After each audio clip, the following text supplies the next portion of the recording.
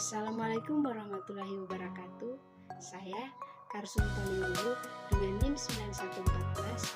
9114-20119 kelas A semester 5, konsentrasi perkantoran jurusan S1 Pendidikan Ekonomi Fakultas Ekonomi Universitas Negeri Gorontalo. Adapun tujuan saya untuk membuat video ini yaitu untuk memenuhi ujian akhir semester mata kuliah Sistem Informasi Manajemen yang diampu oleh dosen pengampu. Saya sebut nama beliau Ibu Eka Safitri Apriliani Isa, SEMM. Baik, langsung saja kita simak bersama-sama materinya.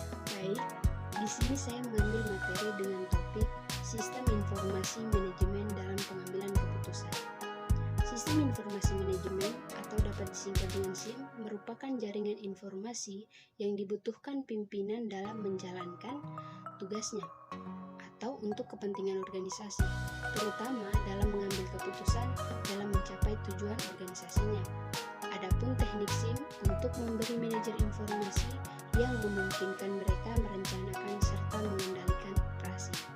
Selanjutnya masuk pada peranan sistem informasi manajemen dalam pengambilan keputusan.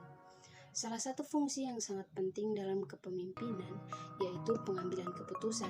Pengambilan keputusan adalah sebuah hasil dari pemecahan masalah, jawaban dari sebuah pertanyaan sebagai hukum situasi, dan merupakan pemilihan dari salah satu alternatif dari alternatif-alternatif yang ada, serta pengakhiran dari proses pemikiran tentang masalah atau problema yang dihadapi. Adapun hasil dari pengambilan keputusan adalah keputusan atau decision. Pengambilan keputusan menurut Terry. Adapun pengambilan keputusan menurut Terry 2002 didasarkan pada 5 hal. Yang pertama, intuisi atau perasaan. Pengambilan keputusan yang didasarkan atas intuisi atau perasaan memiliki sifat subjektif, sehingga mudah terkena pengambilan keputusan berdasarkan intuisi mengandung beberapa kebaikan dan kelemahan. Kebaikannya antara lain waktu yang digunakan untuk mengambil keputusan relatif pendek. Yang kedua, pengalaman. Pengambilan keputusan berdasarkan pengalaman memiliki manfaat bagi pengetahuan praktis karena berdasarkan pengalaman seseorang dapat memperkirakan sesuatu serta memperhitungkan untung ruginya dan baik buruknya keputusan yang akan dihasilkan. Yang ketiga, fakta. Pengambilan keputusan berdasarkan fakta dapat memberikan keputusan yang sehat, solid, dan baik. Dengan fakta, tingkat kepercayaan terhadap pengambilan keputusan dapat lebih tinggi sehingga orang dapat menerima keputusan yang dibuat itu dengan rela dan lapang dada. Yang keempat, wewenang. Pengambilan keputusan berdasarkan wewenang biasanya dilakukan oleh pemimpin terhadap bawahannya atau orang yang lebih rendah kedudukannya.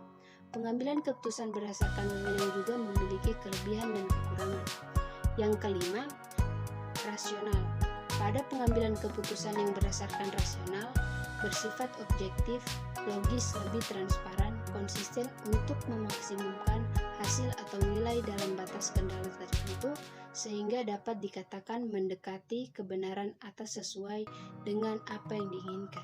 Selanjutnya masuk pada faktor-faktor yang mempengaruhi pengambilan keputusan.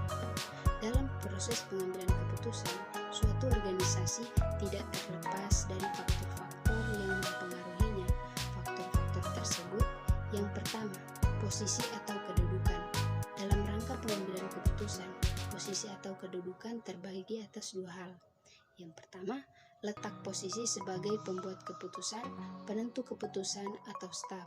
Yang kedua, tingkatan posisi sebagai strategi, polisi, peraturan organisasional atau teknis. Faktor yang kedua, masalah atau problem adalah yang menjadi penghalang untuk tercapainya tujuan yang merupakan penyimpangan dari yang diharapkan, direncanakan, dihendaki atau yang harus diselesaikan. Masalah dibagi menjadi dua jenis, yaitu masalah yang terstruktur dan masalah yang tidak terstruktur. Yang ketiga, situasi. Situasi adalah keseluruhan faktor dalam keadaan utamanya berkaitan satu sama lain dan yang secara bersama-sama memancarkan pengaruh terhadap kita beserta yang hendak kita perbuat. Yang keempat, yaitu kondisi. Kondisi adalah keseluruhan faktor yang secara bersama-sama menentukan daya gerak, daya berbuat, atau kemampuan kita. Sebagian besar faktor tersebut merupakan sumber daya. Dan faktor yang terakhir atau yang kelima yaitu tujuan.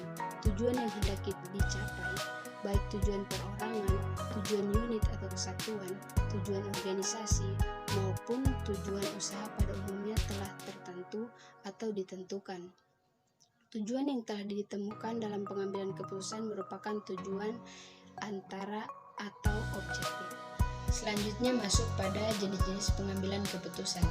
Jenis-jenis pengambilan keputusan dapat disusun berdasarkan sudut pandang dan secara garis besar dikenal 3 jenis keputusan, yaitu yang pertama, keputusan berdasarkan tingkat keputusan. Pada umumnya, sebuah lembaga memiliki hierarki manajemen.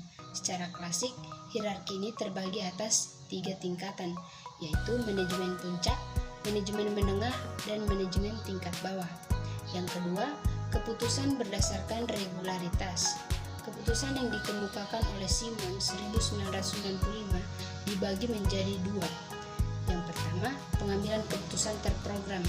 Pengambilan keputusan yang bersifat rutinitas dan berulang-ulang dengan cara penanggulangan telah ditentukan untuk penyelesaian masalah melalui prosedur atau serangkaian langkah yang berhubungan dan berurutan yang harus diikuti oleh pengambilan keputusan. Aturan atau ketentuan yang mengatur yang harus dilakukan dan tidak boleh dilakukan oleh pengambil kebijakan. Kebijakan pedoman yang menentukan potometer untuk membuat keputusan. Yang kedua, pengambilan keputusan tidak terprogram. Pengambilan keputusan yang bersifat rutinitas dan digunakan untuk penyelesaian masalah yang tidak terstruktur. Yang ketiga, keputusan berdasarkan lingkungan. Keputusan ini dibedakan menjadi 4 kelompok. Yang pertama, pengambilan keputusan dalam kondisi pasti. Yang kedua, pengambilan keputusan dalam kondisi beresiko. Yang ketiga, dalam pengambilan keputusan dalam kondisi tidak pasti. Yang keempat, pengambilan keputusan dalam kondisi konflik. Selanjutnya masuk pada sistem informasi manajemen fungsional. Sistem informasi manajemen fungsional adalah sistem informasi berdasarkan bidang fungsi atau bidang kegiatan unit dalam organisasi. Sistem informasi berdasarkan area fungsional adalah merupakan sistem informasi yang ditujukan untuk memberikan informasi bagi kelompok orang yang berada pada bagian tertentu dalam suatu perusahaan dengan perusahaan yang lain yang berbeda-beda. Sebagai contoh, perusahaan distribusi tidak memiliki sistem informasi produksi. Dalam dunia pendidikan, pembahasan fungsional manajemen yang diuraikan akan menekankan bagaimana sebuah jasa pendidikan dapat disajikan, disampaikan, dan digunakan oleh pemakainya, atau pelanggan atau konsumen. Baik, selanjutnya masuk pada sistem informasi fungsional dibagi menjadi beberapa bagian. Di antaranya, yang pertama, sistem informasi keuangan atau finansial. Sistem informasi keuangan merupakan bagian dari SIM yang digunakan untuk memecahkan masalah-masalah keuangan. Secara umum, sistem informasi keuangan memiliki sistem pemasukan yang terdiri dari subsistem data processing didukung oleh internal audit subsistem yang menyediakan data dan informasi internal. Untuk perusahaan besarnya, biasanya memiliki staf internal auditor yang bertanggung jawab terhadap perawatan integritas sistem akuntansi perusahaan. Sebagaimana subsistem lainnya, sistem ini dilengkapi financial intelligence subsistem yang mengumpulkan informasi dari pihak-pihak eksternal. Yang kedua, sistem informasi kepegawaian. Sistem informasi kepegawaian adalah sebuah aplikasi yang ditujukan untuk melakukan pengelolaan data kepegawaian dengan rancangan yang user friendly. Pengelolaan data kepegawaian merupakan suatu proses vital dan strategis yang harus diperhatikan dalam memenuhi kebutuhan akan informasi data pegawai yang cepat, tepat, akuntabel, dan up-to-date. Ini dapat menjadi solusi untuk dapat mewujudkan pengelolaan data pegawai seperti yang dimaksudkan di atas. Yang ketiga, sistem informasi perlengkapan merupakan pusat atau bank informasi mengenai segala macam perlengkapan dalam organisasi itu. baik perlengkapan habis pakai maupun perlengkapan tahan lama, yang tercatat secara sistematis semacamnya, jumlahnya, kebutuhannya, dan keadaannya. Adapun fungsi dari sistem ini yaitu mengurusi aliran bahan-bahan dan barang-barang dalam proses. Baik, itulah materi dari saya. Lebih dan kurangnya saya mohon maaf. Wabillahi taufiq wal hidayah. Wassalamualaikum warahmatullahi wabarakatuh.